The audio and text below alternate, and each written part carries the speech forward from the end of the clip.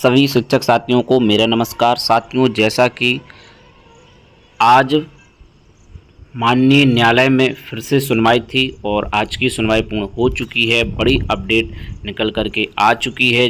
जो कुछ भी आज सुनवाई हुई है हाई कोर्ट में, उसको लेकर के 6 जुलाई को जो सुनवाई हुई थी, उसके बाद उसमें कहा गया था कि जिसको आपत्ति है और सूची भी जारी कर दी गई थी।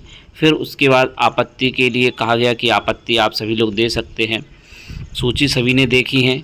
इसके बाद आज फिर से इस चीज़ की सुनवाई थी, यानी कि समायोजन को लेकर के हाई कोर्ट में सुनवाई के बाद फाइनली इसका अपडेट आप सभी के बीच शेयर किया जा रहा है। समायोजन की जो सुनवाई है वो स्पेशल अपील 398/2026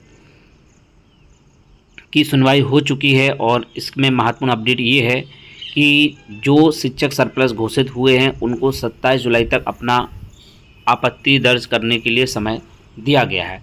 इसके लिए आपत्ति जो है निर्धारित प्रारूप में आपको अपना प्रत्यावेदन जिला बेसिक शिक्षा अधिकारी को देना होगा तथा उसकी रिसीविंग अवश्य प्राप्त करें। ये बात कोर्ट ने कहा है और कोर्ट ने भी निर्देश दिया है कि रिसीविंग जरूर दें। साथ ही साथ जिला बेसिक शिक्षा अधिकारी की इसमें जिम्मेदारी रहेगी कि वो 1 सप्ताह के भीतर सचिव बेसिक शिक्षा को इसको अग्रसित करेंगे। अगर सचिव स्तर से भी इसका अग्रसित नहीं हो पाता है या आपका जो मैटर है वो सॉल्व नहीं होता है, तब आप शिक्षक स्वयं अथवा अपने अधिवक्ता के माध्यम से माननीय न्यायालय के समक्ष अपना पक्ष रख सकते हैं। यानी कि आपने बीएससी सर को सूचना दे दी, अपना प्रत्यावेदन दे दिया, उन्होंने इस पर निर्णय लेकर के सचिव स्तर से भेज दिया, वहाँ से निर्णय होकर के नहीं आता है, तब आप जो है स्वयं अथवा अधिवक्ता के माध्यम से अपना पक्ष न्यायालय में रखवा सकते हैं। इसके बाद सचिव द्वारा आपत्तियों का प्रस्तुतिकरण सचिव बेसिक शिक्षा विभाग द्वारा 10 अगस्त तक सभी जिलों से प्राप्त आपत्तियों को माननीय न्यायालय के समक्ष प्रस्तुत किया जाएगा। तो 10 अगस्त तक ये प्रक्रिया चलेगी। और एक बहुत ही बड़ी अपडेट इसमें आई है, जो कि FIO यानी कि फर्स्ट इन फर्स्ट आउट वाला जो सिद्धांत पूरे प्रदेश में अब लागू होना है, उसको लेकर के कोर्ट ने एक बड़ी टिप्पणी करी है और उसमें कहा है कि जिन विद्यालयों में पिछले 5 वर्षों दौरान PTR यानी छात्र शिक्षक अनुपात के विपरीत किसी शिक्षक का स्थानांतरण हुआ है, यानी कि छात्र शिक्षक का अनुपात के विरुद्ध जो है वहाँ पर स्थानांतरण हुआ है, तो वहाँ FEO लागू नहीं होगा। इसको कैसे समझें? जैसे कोई विद्यालय है, ठीक है, वहाँ पर शिक्षक दूसरे आ चुके हैं लेकिन वहाँ पर ऐसी आवश्यकता नहीं थी, छात्र शिक्षक अनुपात सही था, लेकिन फिर भी वहाँ पर वो शिक्षक आ गए, उनकी वजह से अब उसी विद्यालय के दूसरे शिक्षक आज की कंडीशन में वो सरप्लस घोषित हो गए। और कारण है कि जो नए शिक्षक आए उनकी वजह से, क्योंकि उनकी वहाँ पर आवश्यकता नहीं थी और किसी कारणवश वो आ गए। कैसे आ गए हैं इस चीज़ को सभी लोग समझते हैं। ज़िले में किस तरीके से समायोजन हुए हैं, इसकी शिकायतें भी ऊपर तक गई हैं कि गलत तरीके से समायोजन किया गया है। एक विद्यालय में शिक्षक की आवश्यकता नहीं थी लेकिन दूसरे शिक्षक को भेज दिया गया। अब उनके आने से जो पहले जो शिक्षक थे वो और सरप्लस हो गए हैं, तो ऐसे नियम को लागू नहीं किया जाएगा। 5 वर्ष के दौरान इस तरीके के जो भी ट्रांसफ़र हुए हैं, इन पर कोर्ट ने अपनी ये टिप्पणी कही है।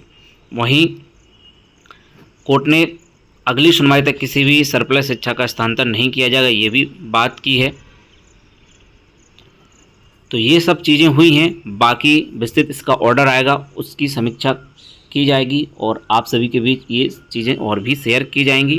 फ़िलहाल अभी यही इम्पोर्टेंट अपडेट कोर्ट के माध्यम से विभिन्न स्रोतों से ये जानकारी प्राप्त हुई है। बाकी विस्तृत ऑर्डर आ जाएगा, उसके एक एक पॉइंट को क्लियर किया जाएगा। बाकी कोर्ट ने स्पष्ट कहा है कि समय सीमा के भीतर अपना प्रत्यावेदन दें, अवश्य जमा करें और उसकी रिसीविंग जरूर लें। तो साथियों, यही इम्पोर्टेंट अपडेट थी। अब अगली सुनवाई को बढ़ा दिया गया है 20 अगस्त तक।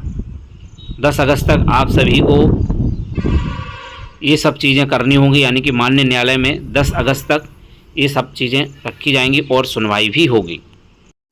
तो 10 अगस्त अब अगली सुनवाई है, तो 10 अगस्त इस प्रोसेस को किया जाएगा। 27 जुलाई तक आप अपनी आपत्ति को प्रस्तुत कर सकते हैं। तो आज सुनवाई हो चुकी है 20 जुलाई, 7 दिन का समय और दिया गया है। आप अपनी आपत्ति दे सकते हैं और जिला बेसिक शिक्षा अधिकारी को वहाँ से रिसीविंग ले लें, वो इसको सचिव स्तर से फॉरवर्ड करेंगे। वहाँ से अगर आपकी आपत्ति पर विचार नहीं किया जाता है, तब आप इसको न्यायालय के समक्ष आप स्वयं अधिवक्ता के माध्यम से इसको रखा सकते हैं। यही चीज़ें निकल कर के आई हैं। अगली सुनवाई जो है 10 अगस्त निर्धारित की गई है।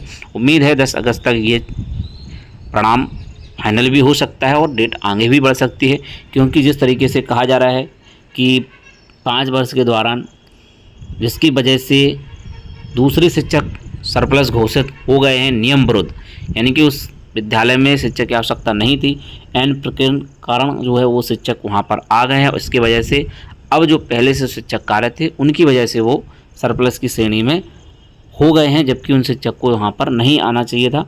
तो ऐसे प्रकरण को अब देखा जाएगा, तो हो सकता है कुछ चीज़ें और भी आगे बढ़ सकती हैं, यानी कि जो 10 अगस्त सुनवाई की अब लगी है तो उसमें भी डेट आगे बढ़ने की संभावना अब दिख रही है, जिस तरीके से ये इस पॉइंट को निकल करके आया है। फिलहाल आदेश का PDF अभी जारी नहीं हुआ है, जैसे ही उस जारी होता है तो और भी नई अपडेट आप सभी के लिए शेयर की जाएगी। तो मिलते हैं अब किसी नेक्स्ट वीडियो में। जय हिंद।